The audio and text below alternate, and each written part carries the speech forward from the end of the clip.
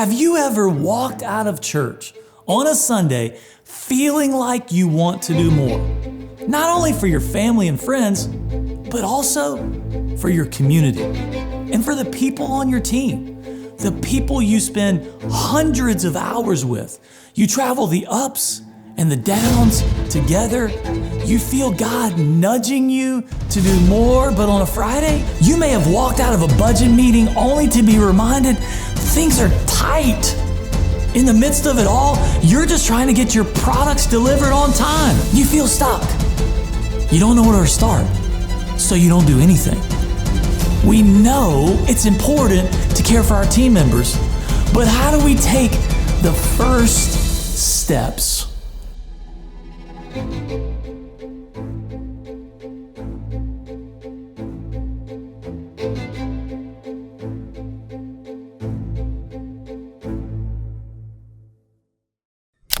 The mortgage business in 2008 was in a massive crisis. There were companies going under left and right.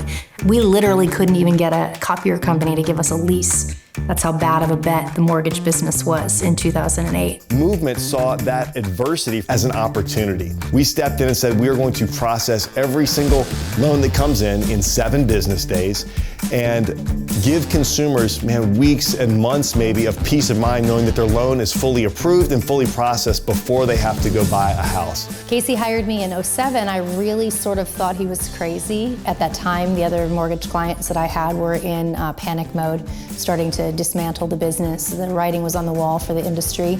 And so I really sort of figured he was going to be a once in a blue moon client. I was wrong. We were small and nimble enough to make those changes without too much trouble.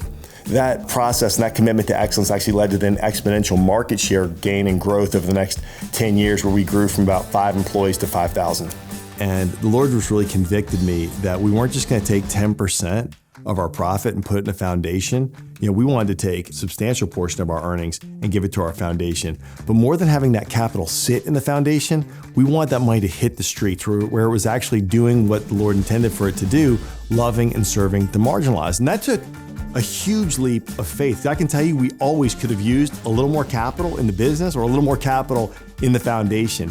But we just kind of pressed into what we felt the Lord was leading us to do. And He was always so faithful to provide that next project to love and serve folks. A movement of change is really about seeing an industry that was consumed by greed be transformed into an industry that is built on loving and valuing people. There's so many ways we fall short of that each and every day. And we're just waking up each day trying to think about how to more authentically and more effectively love and serve our teammates, help our teammates love and serve our clients, and then collectively come together to love and serve the communities that we're a part of. The first way we're seeking to love our teammates is to love them when they're in crisis. And for us, that means love works. Love takes action. Now for us, that means when crisis strikes, we show up. The needs of crisis started to surface early in our company organically when we were just a small company of 5. And it showed when friends and teammates couldn't meet the basic necessities of life. LoveWorks is an employee-funded program currently that helps other employees out when they're having a hardship. Originally, it was started by Toby and Casey. They wanted to figure out a way to invest in their employees in a different, kind of more unique way. Like for instance, let me introduce you to Maria. Maria called one of our teammates and said, would it be okay if I worked remotely? Now, this is long before working remote was actually a thing. She said, payday's coming up on Monday, and would it be okay if I work Thursday and Friday remotely? And our teammate May said, well, why is that? And she said, well, I don't have enough money to put gas in the car. And if I save up that gas money, then I can make it until payday. And May went to Casey and said, hey, is there a way we can meet this need? And Casey said, well, if she can't put gas in the car, then I'm betting that she can't put food in the fridge. So let's do both. Let's do gas and food in the fridge. This is it. This is unique, different, and we want to do this. So that's where it launched from. And it was really already happening organically through just the culture of movement. We care about each other, we want to help each other out. So those kind of natural things were happening, and then it just kind of grew to be more specific. So we pulled in some volunteer spouses.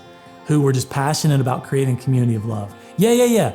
I kind of do some similar things in my church. I'd love to help. Then Casey and Toby, our founders, realized, hey, we're gonna seed this and invite others to come in and create this kind of community, and we'll see what happens. And then said, if you wanna make a payroll deduction, if this is the kind of community that you want to build, that when you're in crisis, you know help's coming, you can just deduct it out of your payroll. People just click, click, click, click, click, and before we knew it, we had a large fund that was entirely funded through payroll deductions of teammates. And then the foundation would match those funds in the early days. So anytime somebody gets granted help with rent or utility, we're able to tell them that this came from your fellow coworkers who have decided to support one another in their time of need. So it really builds that community aspect of like, your peers are helping you do this right now, regardless of knowing the details of your situation.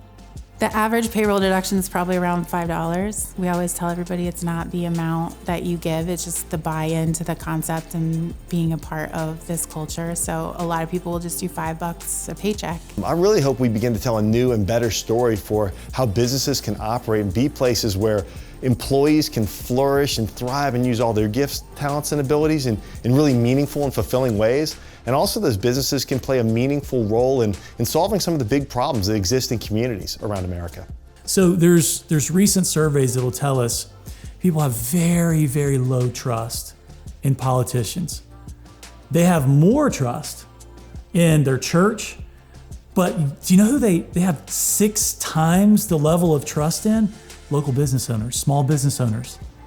It's amazing to see the impact the business community is having right now in creating trust, which highlights the opportunity that we have in the marketplace to love people. We were up to 150 applications pretty quickly the following year, but the emotional support and the care and the weight of what people are going through that you're trying to walk with them through is a lot. Love Works is the cornerstone of how we as an organization say that we're going to love and value one another.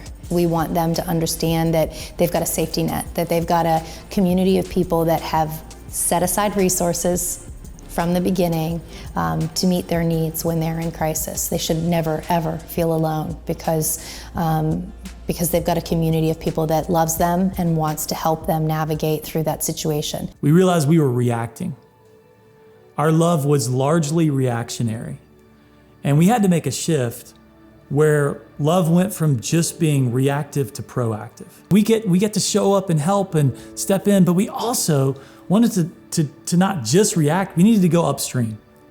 How can we go upstream and look at the issues that are continuing to flow downstream? For us, it became, we're gonna make marriage counseling available. From a faith perspective, from a secular perspective, we're gonna have financial coaching on board. We're a separate entity, but Movement's culture, and you're sitting next to someone every day at the office or communicating with them every day, that's how people come to us, is because their coworkers notice something or tell them to reach out to Love Works. So there's already this built-in community aspect of working together.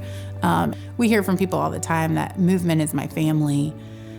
This is my biggest support. I love the people I work with.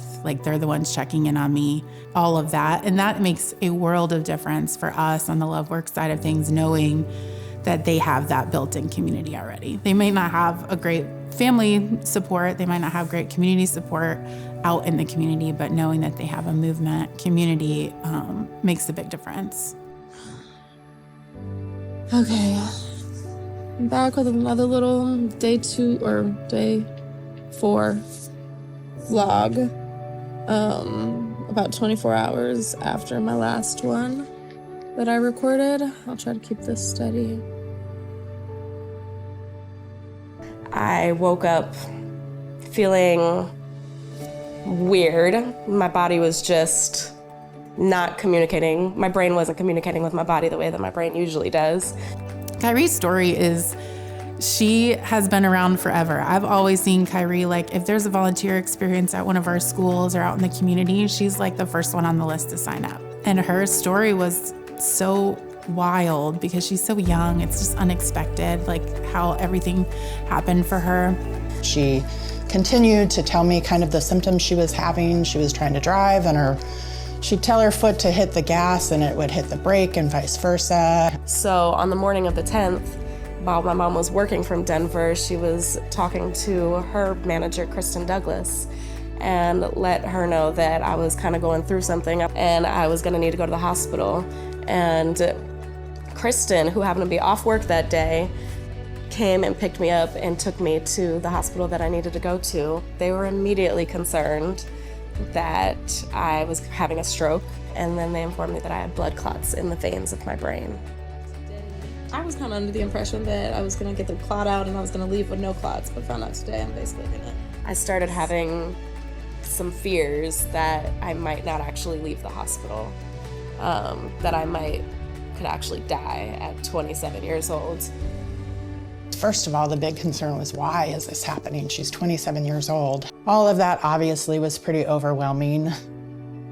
So Kyree decided that she would apply for LoveWorks. At first, she was not excited about doing it. She is a very independent, together young lady. LoveWorks, I explained, could be a bridge for her to be able to bridge the gap in her income until she could get back to work. And I knew that she was going to be struggling financially, and I did not want her to be in that situation. Do I really need it? Because when I'm thinking LoveWorks, I'm thinking people losing their homes or people craziness. And I got so many messages about how she was doing and how can we support her. And that's the thing at Movement. Everyone always wants to do whatever they can to support each other. This company, that's the thing that we love to do most. We love to wrap our arms around people who are in need and be able to provide for them. And I can't even imagine how I would have survived post-hospital life with the stress of a financial burden of hospital bills and trying to come up with how I'm gonna make my next mortgage payment. LoveWorks helping me not even worry about the financial burden was this huge weight off my shoulders. This is a practical application of everything that has been prayed for in church, I think, but also what we learn about in church about how to care for one another and how to be more Christ-like. And I think this program can show that in a unique way, but it's really like, it feels like the right way, right? That we should be caring for each other like this, no matter if it's in a church building or in a corporate building, in the community. Like, we should be leaning in and caring for each other. Every day, I get to watch and experience a community of love, loving God and loving people. The Great Commandment, the Great Commission. I thought we had the corner on the market in the local church as a pastor, but what I've experienced is the power of it can be lived out in the marketplace so powerfully, because as a pastor, I longed for people to meet Jesus. It is so simple, but it is hard. You know, it's not an easy process. Like, we all have our own things that we're bringing to, but it is simple. We have basic human needs that we all want to be met. And if we can identify, when I'm in crisis, I want help. When I show up to work, I want a friend who loves me. And when I show up to work, I want to live a life of purpose. We found those three things: help in crisis, a friend at work, and a life of purpose, make the soul come back to life. We want to build a community that everyone says, I want to be a part of that because I got friends that love me, I'm living on purpose. Man, when things blow up, I got a community that helps me. Everyone wants that, so let's build it for people.